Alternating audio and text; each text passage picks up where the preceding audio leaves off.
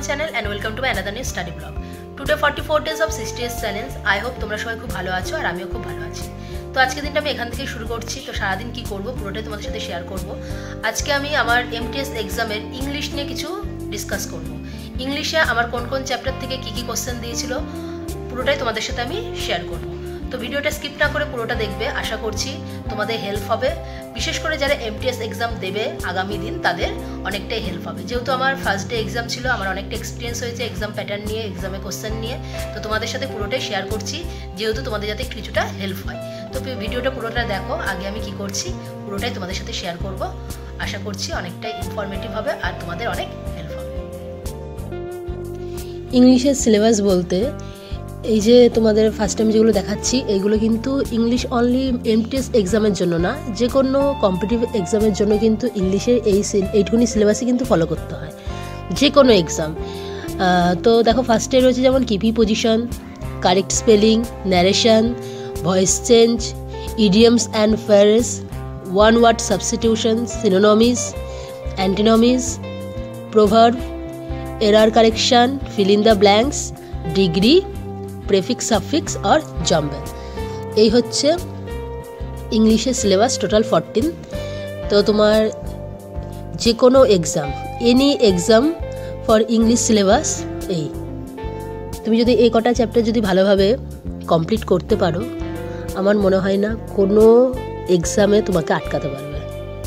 সেটা তোমার এমটিএস বলো, সিজিএল বলো। সিজিএলটা একটু টাফ হয়, লেভেল একটু অন্যরকম হয় কোশ্চেনের লেভেল, বাট তোমার এমটিএস বলো, সিএইচএসএল বলো, তোমার স্টেটের যে কোনো এক্সাম বলো, ইংলিশের এই সিলেবাস, এমনকি পিএসসি।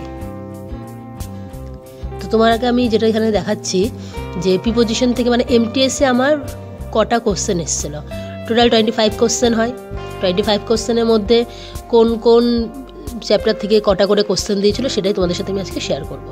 দেখো আমি পাশে এখানে লিখেই দিয়েছি, প্রিপোজিশন আমার 2টো দিয়েছিল, কারেক্ট স্পেলিং 2টো এসেছিল, ন্যারেশন থেকে একটাও দেয়নি, ভয়েস চেঞ্জ এসেছিল একটা, ইডিয়মস ফ্রেজ হচ্ছে তোমার 2টো এসেছিল, ওয়ান ওয়ার্ড সাবস্টিটিউশন 3টে এসেছিলো। এই কোশ্চেনগুলো কিন্তু খুব হার্ড হয়, বুঝতে হয়, বুঝে অ্যান্সার করতে হয়। সিনোনমিস এসেছিলো 2টো, অ্যান্টোনমিস এসেছিলো আমার 3টে, প্রভার্ব 2টো এসছে, এরর কারেকশানও দিয়েছিল একটা এসেছিলো, খুব একটা বেশি দেয়নি, একটা দিয়েছে। তোমার ফিল ইন দ্য ব্ল্যাঙ্কস এটা আমি পরে বলছি, ডিগ্রি একটা দিয়েছে, আর এদিকে জাম্বেল আমাকে একটা দিয়েছে। মানে আমাকে বলতে কি ফার্স্ট ডে সেকেন্ড শিফটের কোশ্চেন আমি তোমাদের সাথে ডিসকাস করছি। আর এখানে ফিল ইন দ্য ব্ল্যাঙ্কস 5টা কোশ্চেন কেমনভাবে দিয়েছিল, একটা প্যাসেজ তুলে দিয়েছিল, তার মধ্যে এখানে ব্ল্যাঙ্কস ছিল, ঠিক আছে। ওই ব্ল্যাঙ্কসে কী হবে, এবার ধরো ফার্স্ট ব্ল্যাঙ্কসে ওখানে কী হবে, যে অপশান দিল চারটের মধ্যে যেখানে একটা অ্যান্সার তোমাকে চুজ করতে হবে। সেকেন্ড ব্ল্যাঙ্কসে 4টে অপশান, তার মধ্যে একটা চুজ করতে হবে। এরকমভাবে 5টা ব্ল্যাঙ্কস থাকবে, তার মধ্যে করে 4টে করে অপশান দেওয়া থাকবে, সেই 4টে অপশানের মধ্যে তোমাকে যে কোনো একটা চুজ করতে হবে।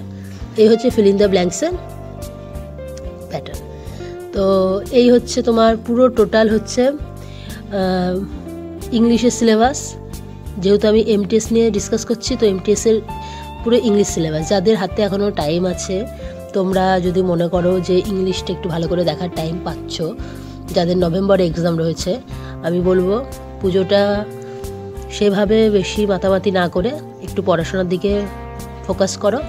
এমটিএসের কোশ্চেন খুব একটা হার্ড লেভেলের হয় না, হয়ে যাবে। আমার যেটা মনে হচ্ছে, আমার নিজের এক্সপিরিয়েন্স থেকে তোমাদের সাথে আমি শেয়ার করছি, হয়ে যাবে, খুব একটা হার্ড কোশ্চেন হয় না।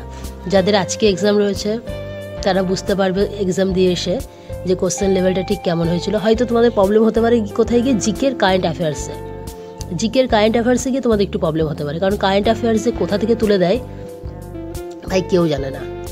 এসএসসি যে কোন মাইন্ডে মানে কোশ্চেন সেট করে, বিশেষ করে কারেন্ট অ্যাফেয়ার্স, কিচ্ছু জানা নেই। কারণ আমার যদি 2001-03 দেয়, তোমাদের এই রিসেন্ট কালকের খবরও আজকে দিয়ে দিতে পারে।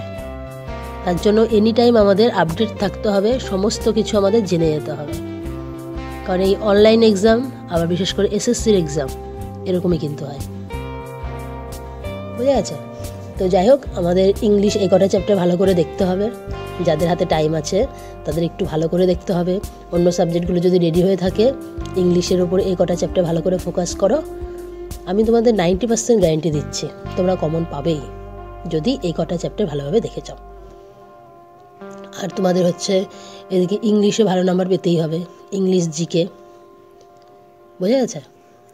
তো একবার দেখে নাও সিলেবাসটা, যদি কেউ মনে করো যে নোট করে নেবে, নোট করে নিতে পারো বা স্ক্রিনশট নিয়ে নিতে পারো।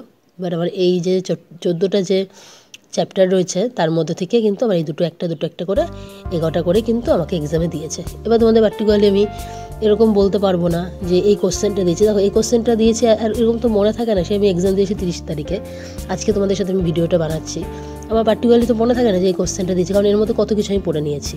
তো মাইন্ড থেকে ওই কোশ্চেনের সেট আপ পুরো আবার চেঞ্জ হয়ে গেছে। তো সেইভাবে কোশ্চেন আমি তোমাদের শেয়ার করতে পারবো না। তো স্পেলিং মানে কারেক্ট স্পেলিং থেকে বেশ ভালো হার্ড কোশ্চেন দিয়েছিল, মানে হার্ড না, কারেক্ট স্পেলিংটা আমার ইজি ছিল। যেমন অ্যাপ্রুভ দিয়েছিল, একটা মনে পড়লো, অ্যাপ্রুভ দিয়েছিল, অ্যাপ্রুভের কারেক্ট স্পেলিং কী হবে, এই হচ্ছে কোশ্চেন। তো যাই হোক, ভিডিওটি যদি ভালো লাগে অবশ্যই লাইক কমেন্ট শেয়ার করে দিও। তো আজকের মতো আমি এখানেই শেষ করছি। তো টাটা।